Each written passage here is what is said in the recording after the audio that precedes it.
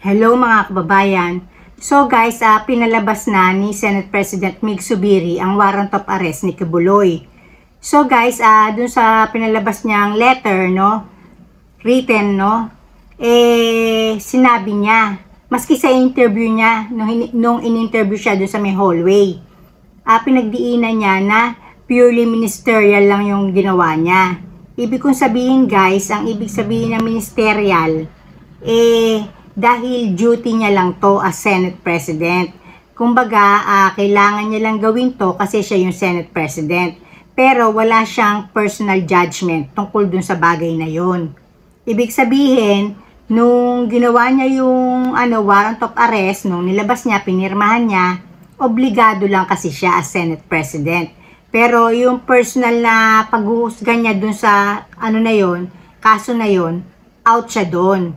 Kasi pinagdidiinan niya na yun ay desisyon ng komite. So, kasi nga daw, pinapaalam din niya, no, kay Kibuloy at saka sa taong bayan na mandated ang Senado na mag-imbita ng mga resource persons para sa pagsasagawa ng mga mas makabuluhang mga batas. So guys, ang masasabi ko dito, no, kasi guys, nakikinig din ako sa mga lawyers. Kasi hindi ako pwedeng kumuda ng kumuda, tapos mapahamak ako, maipahamak ko rin kayo. Kasi ayoko na isipin nyo na, ay, sinabi to ni ganyan, yung pala, parang nagtitiwala kayo sa sinabi ko, yun man pala mali. So ako, nakikinig ako sa mga lawyers, no, ang mga pinakikinggan ko, Attorney Libayan, Attorney Claire Castro, tapos si Attorney Enzo Recto, tapos dating lawyer pero na-disbar, si Attorney Toto Kausing. So, dito ko narinig to kay Attorney Libayan guys, na si Kibuloy kailangan lang magtago. Tapos pagka natapos na tong sesyon, no, nagsarado na yung sesyon na to ng Senate, no? Kasi syempre magkakaroon sila ng closing session para dito, di ba? Pagka nakapagtago si Kibuloy, no, nalagpasan niya to na hindi siya nakikita, parang ang mangyayari invalid na to. Matatakasan niya tong warrant of arrest niya. Tapos syempre, lalo na sa pagbubukas na ng panibago, parang hindi na to carried out. Kailangan mabuksan ulit yung kaso niya. Ayun ang pagkakaunawa ko. So guys, matinding hamon to para sa kapulisan, di ba? At isama na natin yung mga NBI, tapos isama na natin yung mga militar. Kasi si Kibuloy, nung gumawa siya nung 17 na kondisyones niya, may mga sinasabi pa siya na ang dami niyang mga isasama. May mga pulis, may militar, yung entourage niya, marami. So, kumbaga man, parang pinapakita niya na may mga kapit din siya sa mga kapulisan at saka sa militar. So, ito guys, si Kibuloy, no, hindi nyo ba napupuna? Ito, nagsasabi na Son of God siya, maka-Diyos siya, Kingdom of Jesus Christ, ginamit pa si Jesus Christ.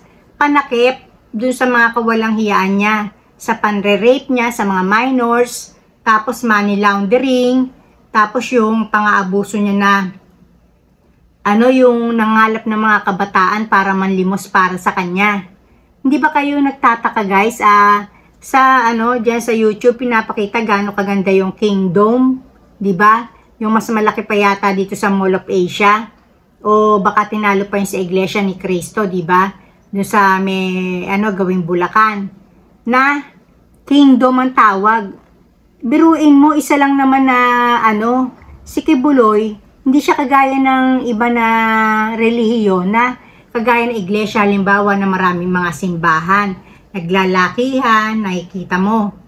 Si Kibuloy walang ganun Pero yung kayamanan niya eto latest lang marami daw yung pag-aari sa Hawaii at saka sa Las Vegas.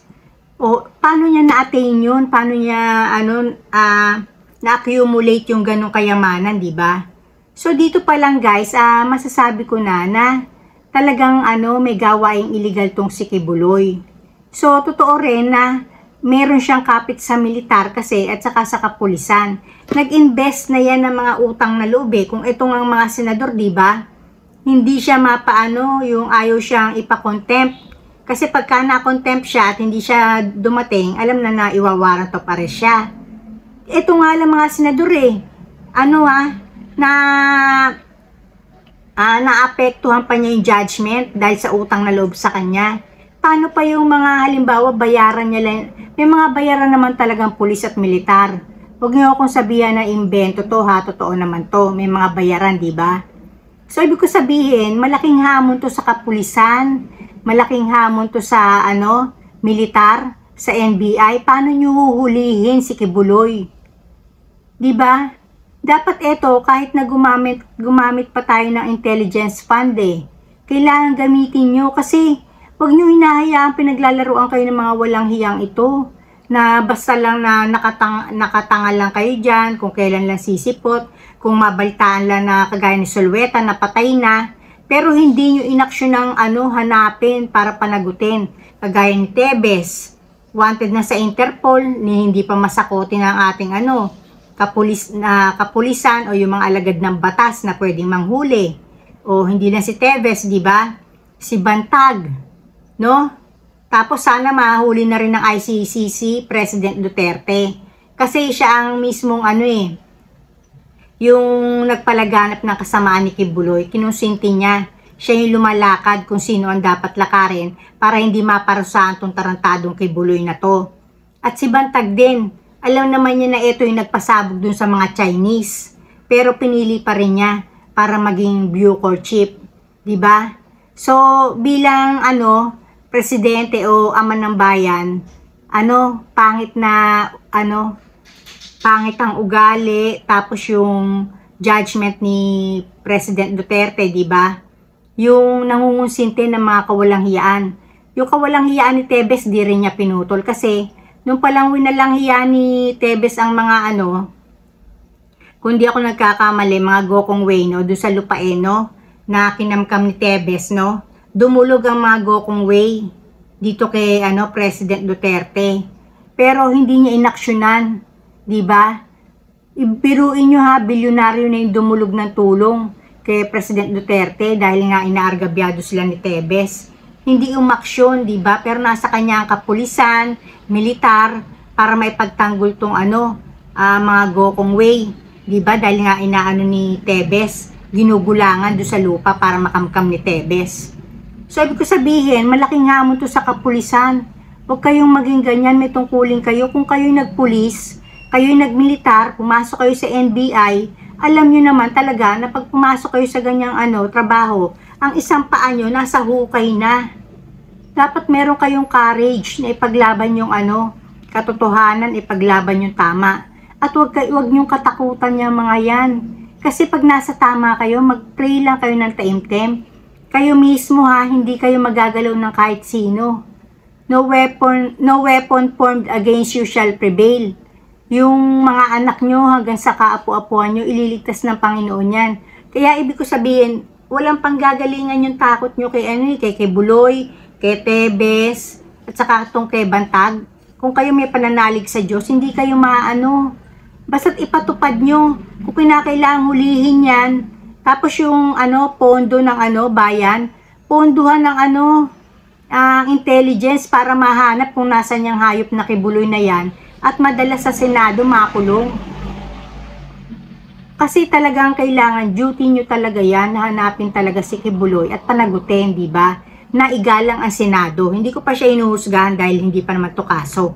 Igalang lang ang Senado na siya ay iniimbitahan at kailangan nyo siyang madala sa Senado na ipakita sa aming mga taong bayan na wala kayong kinikilingan.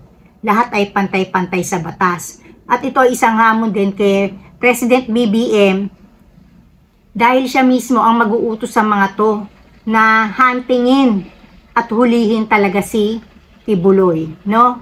Para malaman din natin yung side niya at malaman natin kung ano yung katotohanan, kung mapapabulaanan ba niya itong mga akusasyon o mananahimik lang siya na I invoke my right to self-incrimination, di ba? Pag gano'n na sinabi niya, guilty siya.